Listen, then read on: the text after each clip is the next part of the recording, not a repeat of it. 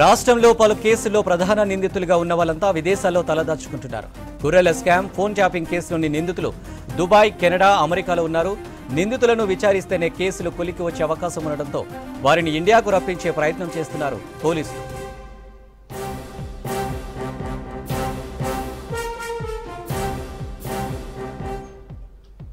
దీనికి సంబంధించి మరిన్ని డీటెయిల్స్ ధనరాజ్ అందిస్తారు. ధనరాజ్, డీటెయిల్స్ ఏంటి?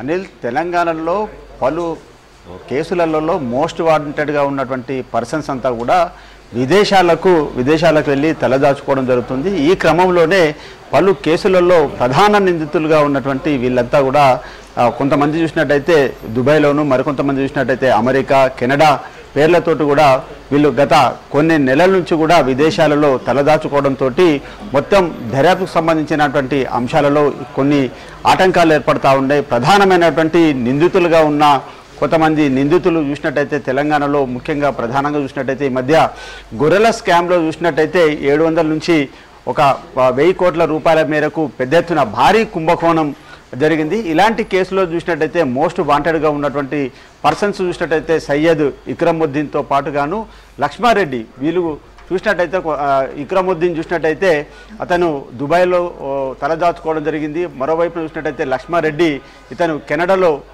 పారిపోయినట్లుగా అధికారులు గుర్తించడం జరుగుతుంది. మరో కేసులో చూసినట్టయితే ఫోన్ ట్యాపింగ్ సంబంధించినటువంటి కేసులో చూసినట్టయితే గత కొన్ని నెలలుగా ఈ ఫోన్ ట్యాపింగ్ కేసులలో పలువురు పోలీస్ అధికారులను అరెస్టు చేయడం జరిగింది. ముఖ్యంగా చూసినట్టయితే ఈ కేసులో అప్పుడు బీఆర్ఎస్ ప్రభుత్వ హయాంలో మాజీ ఎస్ఐబి చీఫ్గా ఉన్నటువంటి ప్రభాకర్ రావుతో పాటుగాను మీడియాకు సంబంధించినటువంటి యజమాని శ్రవణ్ రావు విదేశాలకు పారిపోవడంతో వారికి కూడా లుకౌట్ నోటీసులు జారీ చేశారు. రెడ్ కార్నర్ సంబంధించినటువంటి నోటీసుల ప్రాసెస్ కూడా కొనసాగుతూ ఉంది.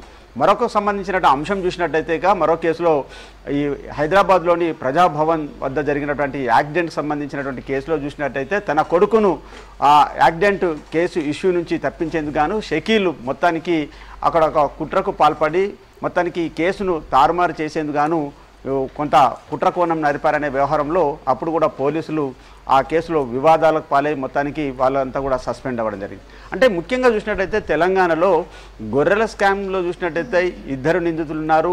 అదేవిధంగా ఫోన్ ట్యాపింగ్కి సంబంధించినటువంటి కేసులో చూసినట్టయితే మరో 2, ఈ యాక్సిడెంట్కి సంబంధించినటువంటి కేసులో చూసినట్టయితే షకీల్, మొత్తం ఇలా 5గురు కూడా ఇక్కడ నేరాలకు పాల్పడడం, అదేవిధంగా మరో చోట విదేశాలకు వీళ్ళు పారిపోవడం, అక్కడే తలదాచుకోవడంతో ముఖ్యంగా ఈ ప్రధానంగా దర్యాప్తు కొనసాగుతున్నటువంటి వ్యవహారంలో పలువురిని ఇలా విచారించాలంటే అయితే ప్రధాన నిందితులుగా వీళ్ళను విచారించినట్లయితే వీరి వెనకాల కుట్రకు పాల్పడినటువంటి వ్యవహారం కావచ్చు, అదేవిధంగా దీని వెనకాల ఉన్నటువంటి పెద్ద తలకాయలు ఎవరు, అదేవిధంగా మొత్తం ఈ కాన్స్పిరెన్సీ సంబంధించినటువంటి వ్యవహారాలంతా కూడా ఒక్కొక్కటి కూడా వెలుగు చూసే అవకాశాలు ఉన్నాయి. కానీ ప్రధానమైనటువంటి నిందితులే ఇక్కడ తెలంగాణలో వాళ్ళు నేరాలకు పాల్పడడం, అదేవిధంగా ఇక్కడ నుంచి తప్పించుకునేందుకు గాను ఇతర దేశాలకు వెళ్ళిపోయి అక్కడే తలదాచుకోవడంతో మాత్రం ఇలాంటి పలు సంబంధించినటువంటి నేరాలలో పెద్ద ఎత్తున స్కామ్లకు పాల్పడ్డటువంటి కేసులు కావచ్చు, అదేవిధంగా ఫోన్ ట్యాపింగ్ సంబంధించినటువంటి ఒక పెద్ద కుట్రకు సంబంధించినటువంటి వ్యవహారంలో కావచ్చు, అదేవిధంగా యాక్సిడెంట్ లాంటి కేసులలో కూడా కుట్రపూరితంగా వ్యవహరించి మొత్తానికి విదేశాలకు పారిపోవడంతో నిందితులను పట్టుకోవడంలో పోలీసులకు చాలా వరకు చాలా మోస్ట్లీ వాంటెడ్గా ఉన్న వారిని పట్టుకునేందుకు గాను మొత్తానికి వాళ్లకు ఓవైపున లుకౌట్ నోటీసులు జారీ చేస్తున్నారు, మరోవైపున రెడ్ కార్నర్ సంబంధించినటువంటి ప్రాసెస్ కొనసాగుతూనే ఉంది.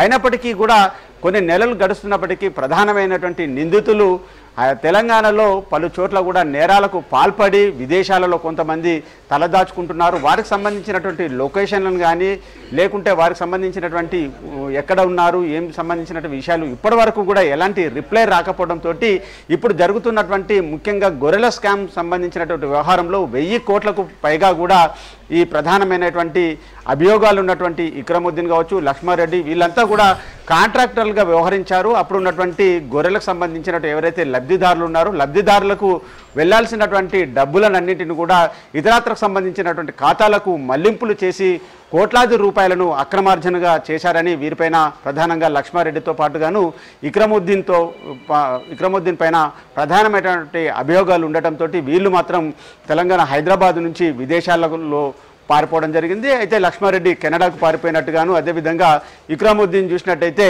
అతను దుబాయ్లో ఉన్నట్లుగాను ఇప్పటికే పోలీసులు గుర్తించారు. వారికి కూడా లుకౌట్ నోటీసులు జారీ చేయడం జరిగింది. ఇక ఎస్ఐబి చీఫ్ అయినటువంటి ఫోన్ ట్యాపింగ్ కేసులో ప్రధాన నిందితుడిగా ఉన్నటువంటి మాజీ ఎస్ఐబి ప్రభాకర్ రావును కూడా పట్టుకునేందుకు కానీ ఇప్పటికే ఓవైపు లుకౌట్ నోటీసులు జారీ చేశారు. మరోవైపున చూసినట్టయితే రెడ్ కార్నర్కి సంబంధించినటువంటి ప్రాసెస్ కూడా కొనసాగుతుంది. అయితే ప్రభాకర్ రావును ముఖ్యంగా విచారించినట్లయితే వీరి వెనకాల ఉన్నటువంటి ప్రముఖకు సంబంధించినటువంటి రాజకీయకు సంబంధించినటువంటి వ్యవహారాలు కావచ్చు, రాజకీయకు సంబంధించినటువంటి ఎవరైతే ఆదేశాలు ఇచ్చారో ప్రముఖంగా చూసినట్టయితే అప్పుడు బీఆర్ఎస్ ప్రభుత్వ హయాంలో ఉన్నటువంటి కేసీఆర్తో కూడినటువంటి కొంతమంది క్యాబినెట్ సంబంధించినటువంటి మంత్రులు కావచ్చు, కేసీఆర్ పేరు కూడా మొత్తానికి ఈ అభియోగాల్లో రావడంతో కూడా ప్రధానంగా ఎస్ఐబి చీఫ్గా ఉన్నటువంటి ప్రభాకర్ రావును విచారిస్తే మరికొంతమంది నిందితుల పేర్లు కూడా వచ్చే అవకాశం ఉందని దర్యాప్తు సంస్థలు భావిస్తూ ఉన్నాయి. కానీ ఇక గత 3 నెలలు దాటిపోయినప్పటికీ కూడా ప్రభాకర్ రావు కోసము పోలీసులు రెడ్ కార్నర్ సంబంధించినటువంటి ప్రాసెస్ పైననే పూర్తిగా